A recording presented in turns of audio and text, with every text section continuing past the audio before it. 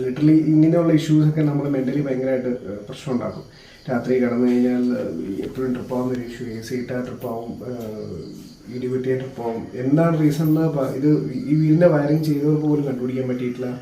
ഞാൻ ഈ എറണാകുളത്ത് അടുത്തുള്ള ആൾക്കാരെ പോലും ഇഷ്യൂവിന് വേണ്ടി വന്ന് നോക്കാൻ വിളിച്ചപ്പോൾ പോലും അവർ യാത്ര ബുദ്ധിമുട്ട് അത് ഇതെന്നൊക്കെ പറഞ്ഞ് ഒഴിവായ സമയത്ത് ഞാൻ ഉണ്ണിയുടെ വീഡിയോ വളരെ യാദൃശ്ചികമായി കാണാൻ ഇടയായി. അങ്ങനെ ഉണ്ണിയെ വിളിച്ചു. അപ്പോൾ ഉണ്ണി വരാമെന്ന് പറഞ്ഞു. ഉണ്ണി വന്നു. വിത്തിൻ അവേഴ്സ് ആ ഇഷ്യൂ സോൾവ് ചെയ്തു.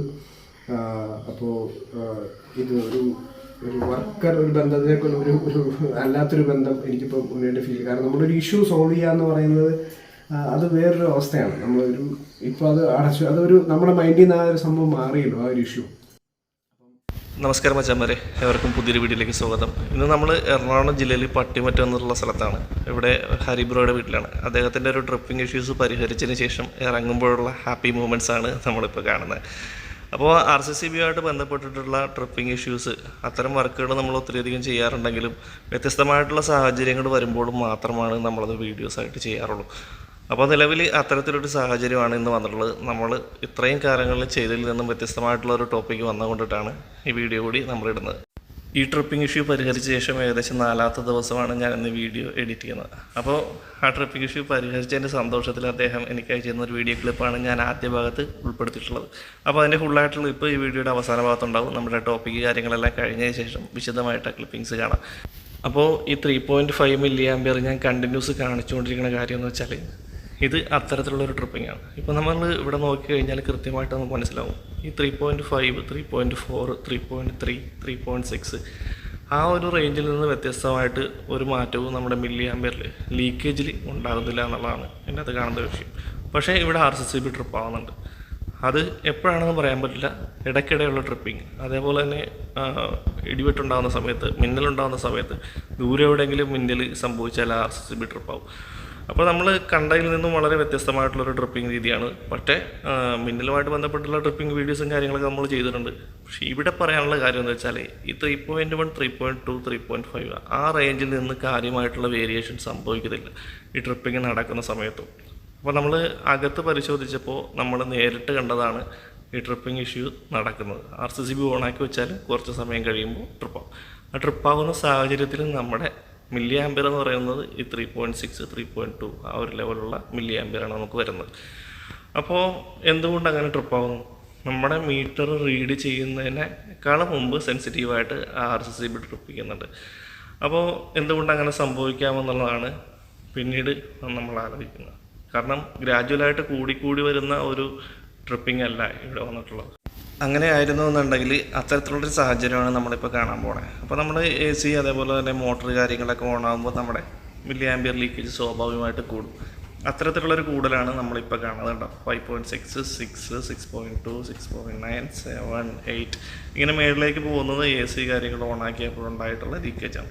അപ്പോൾ അതും ഒരു പരിധി കഴിഞ്ഞ് മേളിലേക്ക് പോകുന്നില്ല. 9.3 മില്ലി ആംപിയർ ആയി കഴിഞ്ഞപ്പോൾ അതവിടെ നിന്ന് നമ്മുടെ RCCB ട്രിപ്പ് ആകാനായിട്ട് നമുക്കറിയാം 30 മില്ലി ആംപിയർ വരെയെങ്കിലും എത്തണം. 30 മില്ലി ആംപിയർ എത്തിയാലാണ് നമ്മുടെ RCCB ട്രിപ്പ് ആകുക.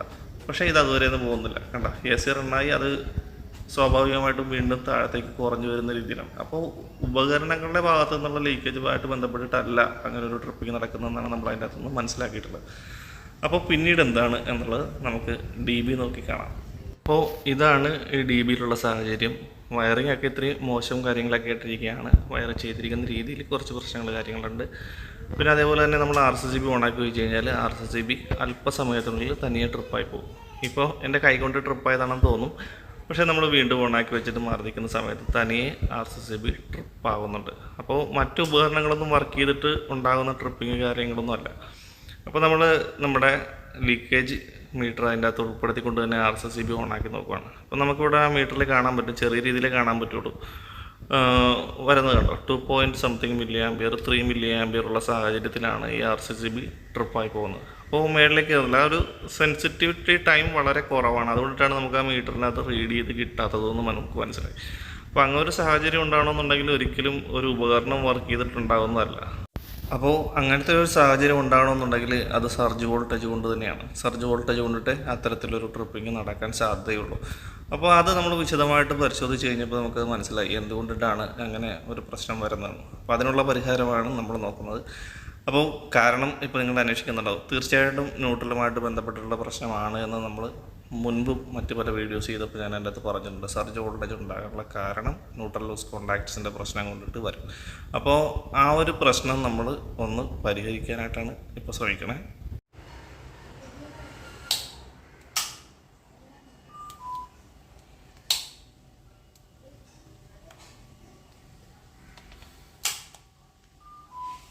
ഇപ്പോൾ നമ്മൾ ഈ കണ്ട പോയിന്റിലാണ് നമ്മൾ കൃത്യമായിട്ട് എന്താണ് ഫാൾട്ട് എന്നുള്ള സംഭവം ഐഡൻറ്റിഫൈ ചെയ്തത്. അത് നമ്മുടെ ഒരു എക്സ്പീരിയൻസിൻ്റെ ഭാഗമായിട്ട് നമ്മൾ കുറേ ചെയ്തിട്ടുള്ളത് കൊണ്ടിട്ടും നമുക്ക് മനസ്സിലാവുന്ന ഒരു കേസാണ്. അപ്പോൾ എന്തായാലും നമ്മൾ അതിൻ്റെ പരിഹാരം കാണാനായിട്ട് തീരുമാനിച്ചു. എന്തായാലും DB മൊത്തത്തിൽ അലങ്കോലമാണല്ലോ. അപ്പോൾ അതുകൊണ്ട് തന്നെ DB ഒന്ന് ഫുള്ളായിട്ട് റീഅറേഞ്ച് ചെയ്യുക എന്നായിരുന്നു നമ്മുടെ അടുത്ത ലക്ഷ്യം. അതേപോലെ തന്നെ RCCB ഇത്തിരി പഴയ തന്നെയാണ്. അപ്പോൾ അത് മാറ്റി, അതേപോലെ ഒരു ലോക്കൽ ബ്രാൻഡുമാണ്. അപ്പോൾ അത് മാറ്റി നമ്മളൊരു നല്ല ക്വാളിറ്റി RCCB വെക്കാനായിട്ടാണ് അടുത്തായിട്ട് ശ്രമിക്കുന്നത്. അതേപോലെ തന്നെ ബാക്കി DB ഡ്രസ്സിങ്ങിൻ്റെ കാര്യങ്ങളും പ്രോപ്പറായിട്ട് ചെയ്യേണ്ടതായിട്ടുണ്ട്. DBയിൽ ഏറ്റവും പ്രധാനപ്പെട്ടതെന്ന് വെച്ചാൽ പ്രോപ്പറായിട്ടുള്ള കണക്ഷൻ ലഭിക്കുക എന്നുള്ളതാണ്. ഇപ്പോൾ എർത്ത് ടെർമിനലായാലും ന്യൂട്രൽ ടെർമിനലായാലും ഏതൊക്കെ തന്നെയാണെങ്കിലും MCB ആയാലും പ്രോപ്പറായിട്ട് കണക്ഷൻ കിട്ടുക എന്നുള്ളതാണ് ഏറ്റവും പ്രധാനമായിട്ടുള്ള കാര്യം. അത് പ്രോപ്പറായാൽ മാത്രമായിട്ട് നമ്മുടെ പ്രോപ്പറായ രീതിയിലുള്ള വർക്കിങ്ങും കാര്യങ്ങളും നടക്കുള്ളൂ. അപ്പോൾ അതുകൊണ്ട് തന്നെ നമ്മളിപ്പോൾ നിലവിൽ എല്ലാ എർത്തുകളും പ്രോപ്പറാക്കുക, അതേപോലെ തന്നെ ന്യൂട്രൽ പ്രോപ്പറാക്കുക, ഫേസ് ലൈനുകളെ പ്രോപ്പറാക്കുക എന്നുള്ള പരിപാടിയാണ് ചെയ്യാൻ പോകുന്നത്.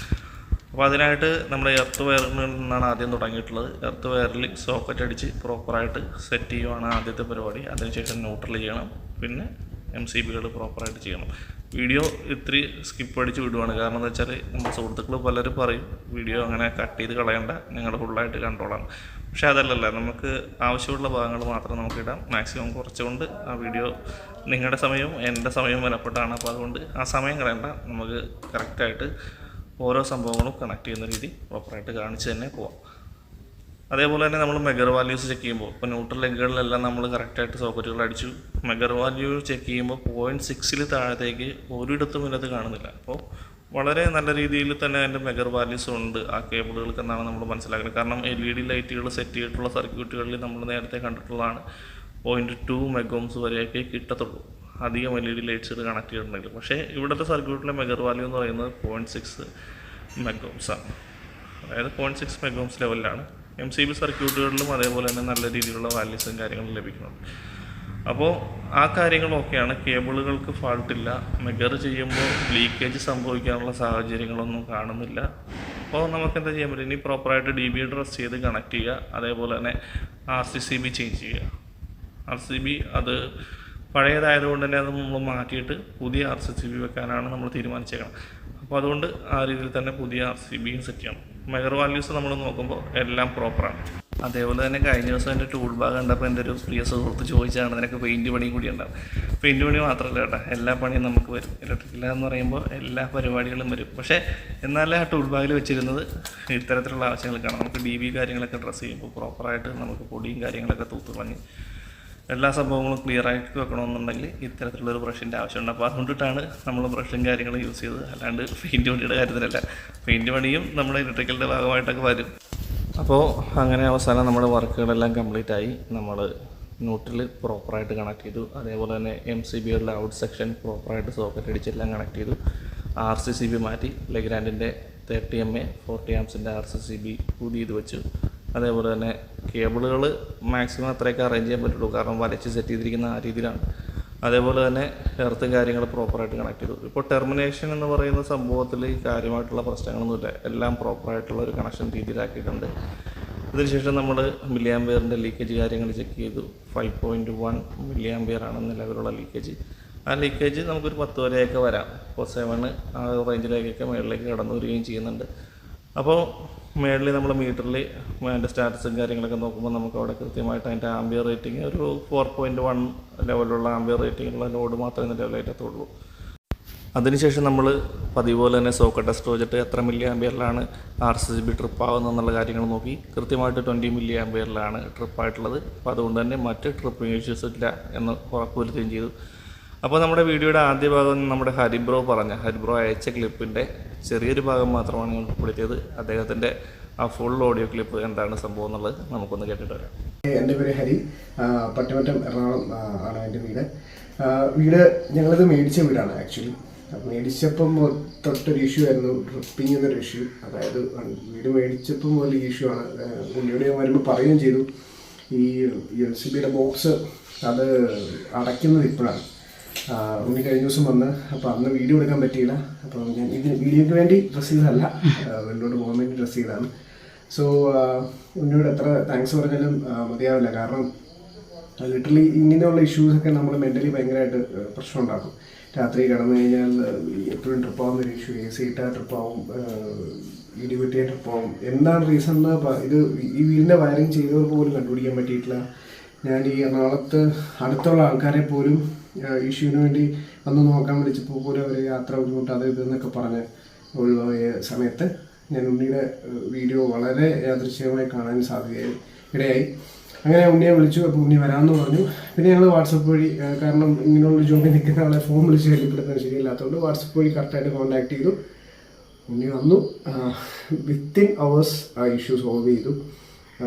അപ്പോൾ ഇത് ഒരു വർക്കർ, ഒരു ബന്ധത്തിലേക്കുള്ള ഒരു അല്ലാത്തൊരു ബന്ധം എനിക്കിപ്പോൾ ഉണ്ണിയുടെ ഫീൽ. കാരണം നമ്മളൊരു ഇഷ്യൂ സോൾവ് ചെയ്യുക എന്ന് പറയുന്നത് അത് വേറൊരു അവസ്ഥയാണ്. നമ്മളൊരു ഇപ്പോൾ അത് അടച്ചു, അതൊരു നമ്മുടെ മൈൻഡിൽ നിന്ന് ആ ഒരു സംഭവം മാറിയല്ലോ, ആ ഒരു ഇഷ്യൂ. അപ്പം ഇതുപോലെ വീഡിയോ ചെയ്യുന്നത് ഞാൻ സംസാരിക്കുകയും ചെയ്തു. നീ ഒരു ഇതിനെക്കുറിച്ച് പഠിപ്പിക്കാൻ വേണ്ടിയാണ് മെയിനായിട്ട് ചെയ്യുന്നത് തന്നെയെന്നും പറഞ്ഞു. അപ്പം അങ്ങനെ ഒരാളെ നമ്മൾ കഴിവതും പ്രോത്സാഹിപ്പിക്കുക. അതുകൊണ്ട് തന്നെ ഇനിയും വീഡിയോ ഇപ്പോൾ ഇതിട്ട് കാണുന്നവർ സ്വാഭാവികമായിട്ടും ഉണ്ണിയെ സപ്പോർട്ട് ചെയ്യുക, ലൈക്ക് ചെയ്യുക, സബ്സ്ക്രൈബ് ചെയ്യുക. ഓക്കെ, അപ്പോൾ thank you Unni, thanks a lot.